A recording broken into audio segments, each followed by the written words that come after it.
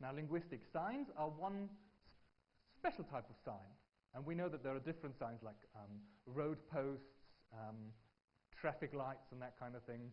There are visual signs, and linguistics looks at the linguistic ones, and as I said, they are special in a way. That particular name, Peirce, okay, it's written differently, I know, but he pronounces it as Peirce. He was a guy who didn't just look at linguistic signs, but he looked at all types of signs. Because at the end of the day, what we want is, not just to talk about something that is relevant for linguistics, but perhaps in human culture in general. He gave it a slightly different name. Don't worry about that. We're going to call them linguistic signs. He calls them symbols, which is important for the study of semiotics, which looks at signs in general. Linguistic, verbal ones, non-verbal ones, just the general field. The linguistic sign, as we've seen, and that's just a revision of what we've just done, there's form, signifier, and the meaning signified, and the relationship is arbitrary. Which form you use differs from language to language. And most words that we know in a language will work like this. On the other hand, another symbol that you know, if you've been watching the Olympics or something like that, there are icons. Icons are again signs. There's a form, in this case a drawing, and it is associated with a meaning. Weightlifting, in this case. Okay, that's the mental concept of a sport that you have.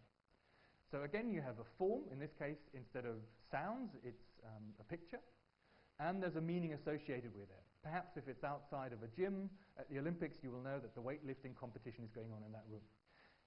Now, obviously, there is a certain degree of similarity between those. We can see why someone would draw a picture like that, okay? There are weights and a guy lifting them. Makes a lot of sense in a weightlifting competition. So this is more motivated than Olma Apple, where you just take random strings, and then you've got to agree on what it is. So there is a similarity between the form and the meaning. At the same time, it's not like a photograph or a perfect picture, okay? If you ask 10 people to come up with a pictogram for weightlifting, they will slightly differ. But still, it's motivated, so they're all going to converge on a similar form. So these are different from linguistic signs, from the linguistic signs which are arbitrary and conventional. Even in languages, we've got icons where there's a similarity between the sound and the meaning. Okay? Cuckoo, kikeriki, vow vow, bear, that kind of thing.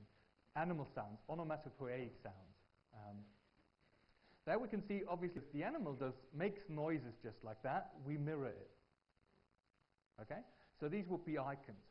However, it's not that the form is completely determined from the animal sound. Then we would be able to perfectly imitate animals. Most people can't do that. Okay? And you can see the fact that there's a similarity relationship, but not one which sort of 100% determines the form, if you think about how different languages do it.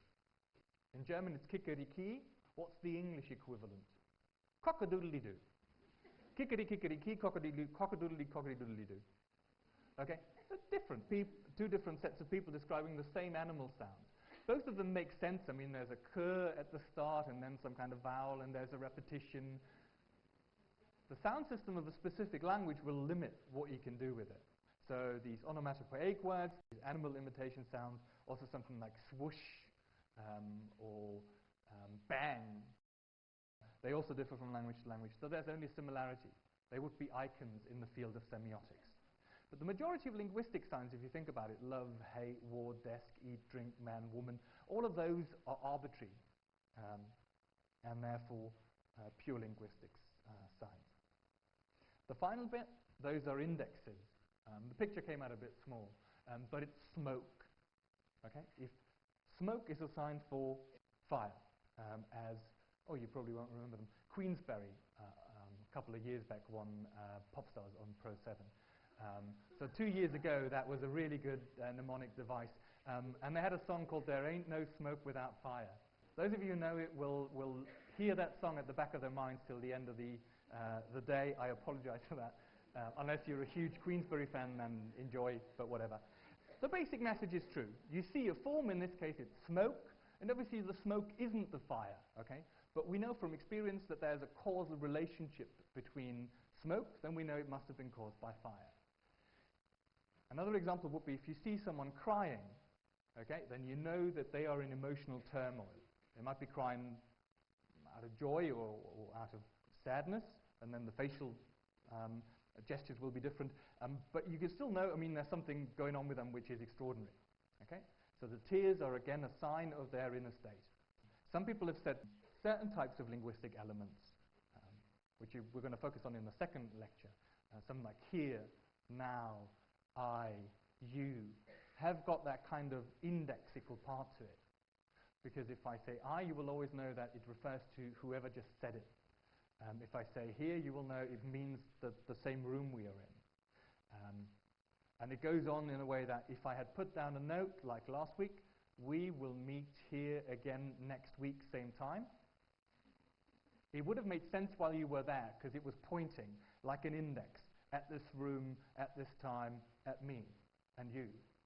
On the other hand, if someone from the law department had a class after that, or if the caretaker walked in 3 hours later, he wouldn't know who the we is, he wouldn't know what now means this time, the place he would get, because he would assume that I would only put that down here. But these are so-called indexical items because there is a direction that they're pointing at that is part of their meaning.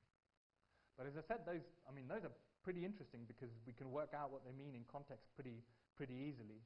But they're the focus of the second lecture.